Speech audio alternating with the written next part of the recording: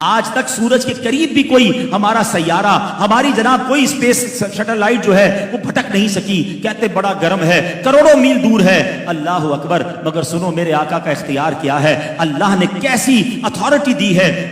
نبی پاک علیہ الصلوۃ والسلام جو ہیں مولا علی کی گود میں آرام کر رہے ہیں، مقام صحبہ ہے. مولا علی کی نماز کا وقت چلا گیا. نبی پاک نے اثر ادا کر لی تھی، حضرت علی نے ادا نہیں کی. اب مغرب کا وقت ہو گیا، سورج غروب ہو گیا. نبی پاک نے مبارک آنکھیں کھولی، مولا علی کو دیکھا تو چہرے پہ افسردگی. اے علی کیوں افسردہ ہو؟ کہتے حضور علی جب سے ایمان لایا ہے کبھی کوئی نماز قضا نہیں ہوئی. حضور آج اثر چلی گئی ہے. سبحان اللہ. میرے آقا کی کوئی خدمت کرے وہ محروم کیسے ہو سکتا ہے؟ سرور کائنات نے ہاتھ اٹھائے. الفاظ سنو، اللہ کے حبیب فرماتے ہیں، عرض کرتے ہیں اللہ کی بارگاہ میں، اے اللہ علی تیری اور تیرے حبیب کی فرما برداری میں مصروف تھا. پھر سمجھو اس بات کو، خدمت تو کس کی ہو رہی ہے؟ نبی پاک کی ہو رہی ہے نا. آقا نے آرام کیا تھا مگر اللہ کے نبی کیا فرما رہے ہیں؟ عرض کیا کر رہے ہیں؟ اے اللہ علی تیری اور تیرے حبیب کی فرما برداری میں مصروف تھا. سبحان اللہ. اب اعلیٰ حضرت کا شعر شاید جلدی سمجھ آ جائے گا کہ بخدا خدا کا یہی ہے در، بخدا خدا کا یہی ہے در، نہیں اور کوئی مفر مکر جو وہاں سے ہو یہیں آگے ہو، جو یہاں نہیں وہ وہاں نہیں. اللہ کے حبیب نے دعا کی. دنیا نے آج تک یہ منظر نہیں دیکھا تھا. لونر سائیکل جو ہے یہ بتاتی ہے کہ جناب عصر کے بعد مغرب اور مغرب کے بعد عشاء کا وقت ہوتا ہے. مگر اس دن زمانے نے عجب منظر دیکھا. عصر کے بعد مغرب تو ہوئی مگر مغرب کے بعد پھر عصر کا وقت شروع ہوتا ہے. سورج واپس پلٹتا ہے، سورج کی شعائیں جناب اس علاقے میں پھیلتی ہیں اور مولا علی اپنی اثر ادا کرتے ہیں. نبی پاک کی کس کس اختیار کی بات کی جائے. اب کس طرح اب بیماروں کا علاج فرما دیتے، زہر کا تریاق فرماتے. غار ثور کا واقعہ کسے یاد نہیں؟ بچپن سے واقعہ سنا ہے، سینکڑوں بار سنا ہے.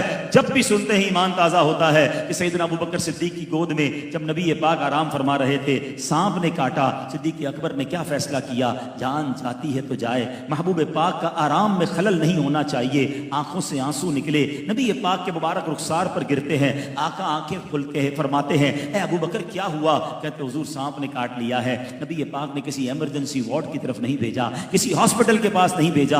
آقا نے لعاب دہن لگایا. حضرت ابو بکر صدیق کا جو زہر ہے وہ درد جاتا رہا، زہر ختم ہو گیا. یہاں بہت خوبصورت دو سوال پیدا ہوتے ہیں. یہ دونوں امیر المومنین ہیں، یہ دونوں علم کے سمندر ہیں. مولا علی کی شان تو وہ ہے جن کے بارے میں آقا فرماتے ہیں میں علم کا شہر ہوں، علی اس کا دروازہ ہے. اب سوال یہ ہے، نماز تو سب سے بڑا فرض ہے، سب سے اہم فرض ہے. اچھا نمازوں میں بھی سب سے پرخطر اور سب سے اہم نماز وہ عصر کی نماز کو کہا گیا کیونکہ ٹائم بڑا شارٹ ہوتا ہے، بڑا کانشیس رہنا پڑتا ہے. مگر مولا علی نے نماز جانے دی، نبی پاک کے آرام میں خلل نہیں ڈالا. ارے اٹھا دیتے، عرض کرتے حضور آپ ہی نے فرمایا نماز فرض ہے، مجھے نماز پڑھنی ہے. مگر مولا علی کے دل نے یہ گوارا نہ کیا. ادھر حضرت ابوبکر صدیق کو سانپ نے کاٹا ہے، یہ بھی شریعت کا حکم ہے کہ جان بچانا فرض ہے، مگر انہوں نے جان جانے کی پرواہ نہیں کی. نبی پاک کے آرام میں خلل نہیں ڈالا. یقیناً اس وقت دنیا میں ان دونوں سے بڑے مفتی تو کوئی نہیں ہے نا. ان دونوں کا یہ ڈیسیشن ہمیں بہت کچھ بتا رہا ہے کہ سنو یہ فیصلہ کیا تھا، یہ ڈیسیشن کیا تھا، سیکھنے کو کیا ملا.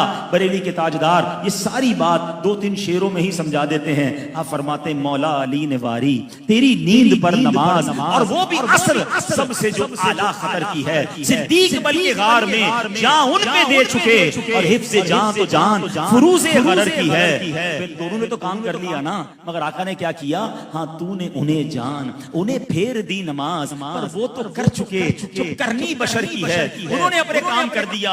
اب اعلیٰ حضرت کہتے سیکھنے کو کیا ملا، عطر کیا ہے، ایسنس کیا ہے، ان دونوں واقعات سے سیکھنا کیا ہے. آپ کہتے ہیں ثابت ہوا کہ جملہ فرائض فرو ہیں. پتا چلا کہ سارے فرض جو ہے نا یہ شاخیں ہیں، فرو کہتے ہیں برانچز کو. تو پھر اصل کیا ہے، ٹری کیا ہے، تنا کیا ہے؟ فرمایا ثابت ہوا کہ جملہ فرائض فرو ہیں، اصل الاصول بندگی استاج ور کی ہے. آقا راضی ہیں تو رب راضی ہے. تم ساری زندگی نمازیں پڑھ لو، ساری زندگی قرآن پڑھ لو، اگر دل میں عشق رسول نہیں ہے اور تم سے اللہ کے حبیب راضی نہیں ہیں، تمہاری نمازیں کام نہیں آنی، تمہارے روزے اور عبادتیں کام نہیں آنی. کیونکہ ثابت ہوا کہ جملہ فرائض فرو ہیں، اصل الاصول بندگی استاج ور کی ہے. نبی پاک کی رضا کو تھامے رکھنا، کیونکہ یہ راضی ہو گئے تو رب بھی راضی ہو جائے گا. کیونکہ آقا رب کے حبیب ہیں، حبیب راضی ہو جائے گا تو